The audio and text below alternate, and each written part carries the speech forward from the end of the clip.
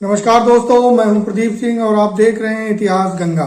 इतिहास गंगा के आज के इस अंक में हम बात करेंगे एक ऐसे आंदोलन की, एक ऐसे सत्याग्रह की जो व्यक्तिगत रूप से आगे बढ़ता है और यह एक ऐसा प्रहार है जो अंग्रेजों की शासन सत्ता को एक बार फिर से चरमरा के रख देता है।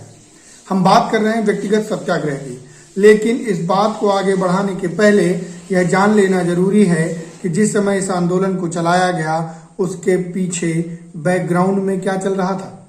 जी हाँ, समय है 1939 का और संपूर्ण विश्व युद्ध में रत हो चुका है और भारत को भी ब्रिटिश सरकार ने बिना किसी से पूछे, बिना किसी योजना के युद्ध में घसीट लिया है।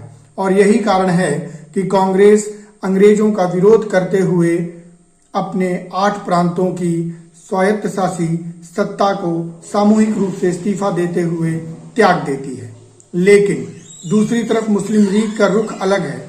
वह अंग्रेजों का समर्थन बिना किसी शर्त के कर रही है। बस उसका कहना यह है कि कांग्रेस को किसी भी दबाव में सत्ता न सौंपी जाए, 1935 के शासन अधिनियम के तहत देश चलाया जाए और अगर देश से संबंधित कोई बड़ा परिवर्तन या निर्णय लिया जाता है तो बिना उनसे पूछे न लिया जाए। ऐसी दशा में अंग्रेज क्या रणनीति अपनाते हैं? अंग्रेज एक रणनीति अपनाते हैं कि एक प्रस्ताव लेकर आते हैं जिसे अगस्त प्रस्ताव कहा जाता है और 8 अगस्त 1940 को अगस्त प्रस्ताव आता है। लेकिन अगस्त प्रस्ताव पर हम लोगों ने पिछले अंक में चर्चा की थी और कांग्रेस उसको एक सिरे से नकार देती है। यह वही समय है जब पंडित जवाहरलाल नेहरू ने इस संपूर्ण प्रस्ताव को दरवाजे पर जंग लगी कील के समान निरर्थक बताया था। लेकिन कांग्रेस के अंदर कई ऐसे धड़े हैं जो इस समय आंदोलन को लेकर अलग अलग मतांतर रखते हैं। लेकिन फिर वो समय आया जब सबने एक साथ मिलकर गांधी जी को कमान सौंपी और गांधी जी ने यह निर्णय लिया कि एक सत्याग्रह प्रारंभ किया जाएगा। और 1940 के कांग्रेस के अधिवेशन रामगढ़ में यह निर्णय लिया जाता है कि गांधी जी के नेतृत्व में और गांधी जी के दिशा निर्देश में एक आंदोलन प्रारंभ किया जाएगा, एक सत्याग्रह प्रारंभ किया जाएगा जिसका नाम होगा व्यक्तिगत सत्याग्रह। मित्रों, आज के इस अंक में चर्चा करते समय कुछ बिंदुओं पर विशेष ध्यान दिया जाना है। सबसे पहले कि व्यक्तिगत सत्याग्रह करने की आवश्यकता क्यों पड़ी, व्यक्तिगत सत्याग्रह क्या है, उसका प्रारूप क्या है, उसके परिणाम क्या रहे और किन कारणों से उसे समाप्त किया गया और उससे संबंधित जो भी महत्वपूर्ण प्रश्न परीक्षा में पूछे जा सकते हैं।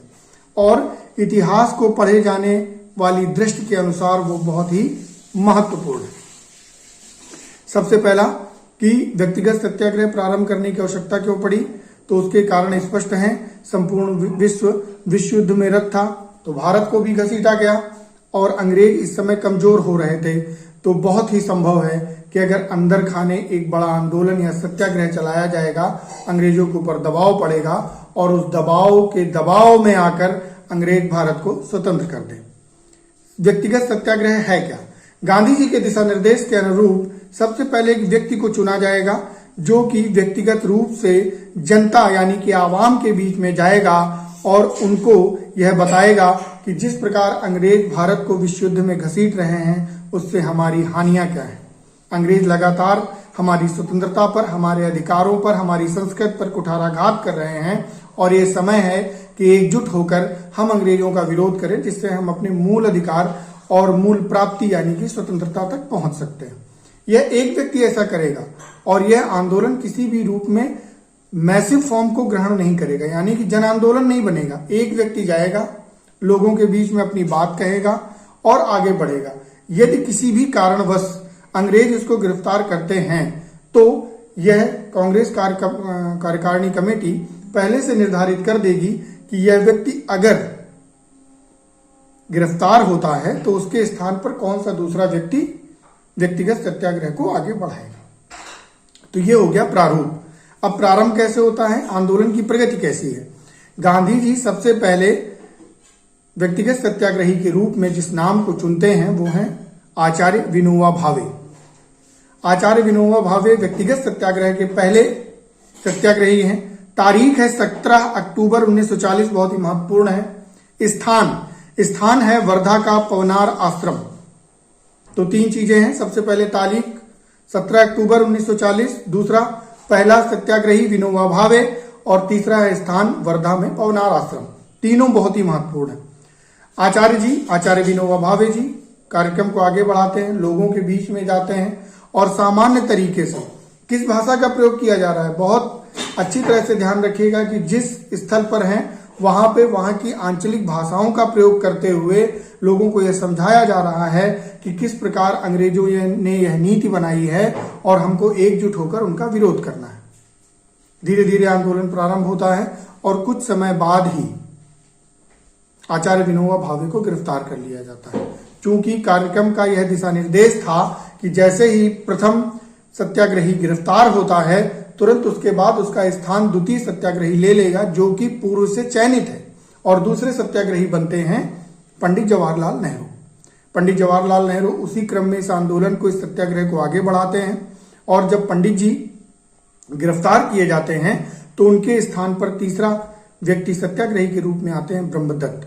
तो इस पूरे व्यक्तिगत सत्याग्रह को जब हम पढ़ते हैं परीक्षा के दृष्टिकोण से और सामान्य जानकारी के दृष्टिकोण से भी, तो तीन नाम अति प्रमुख हैं। वो तीनों व्यक्तिगत सत्याग्रही जो क्रमशः प्रथम, द्वितीय और तृतीय स्थान पर हैं, कौन कौन हैं? तो पहले आचार्य विनोबा भावे, दूसरे पंडित जवाहरलाल नेहरू और तीसरे ब्रह्मदत्त। लेकिन मई 1940 आते आते यह आंदोलन अनायास एक मैसिव फॉर्म को कलेक्ट कर लेता है, यानी कि एक जन आंदोलन के रूप में पहुंच जाता है और करीबन 25,000 से अधिक गिरफ्तारियां हो जाती हैं। इसमें राजगोपालाचारी जी, सरोजनी नायडू, अरुणा आसफ अली जैसे कई सारे नवीन नेता जो अभी तक केवल कांग्रेस के लिए कार्य कर रहे थे, वो जनता के बीच में जाकर अपने कार्य को प्रदर्शित करते हैं और लोगों को एकजुट करने का कार्य प्रारंभ करते हैं। लेकिन इसी समय यह संदेश आता है कि अंग्रेज भारतीयों का सहयोग प्राप्त करने के लिए और उनको कुछ दिवा स्वप्न जैसी सहूलियत प्रदान करने के लिए क्रिप्स मिशन ला रहे हैं। क्योंकि अंग्रेजों को सबसे ज्यादा खतरा पूरब से था और जापान लगातार भारत की तरफ बढ़ रहा था और भारत अंग्रेजों का बहुत बड़ा उपनिवेश था। जापानियों का मुकाबला करने के लिए अंग्रेजों को भारतीयों की आवश्यकता थी ही थी और भारतीय अंग्रेजों का साथ देने के लिए तैयार नहीं हो रहे थे।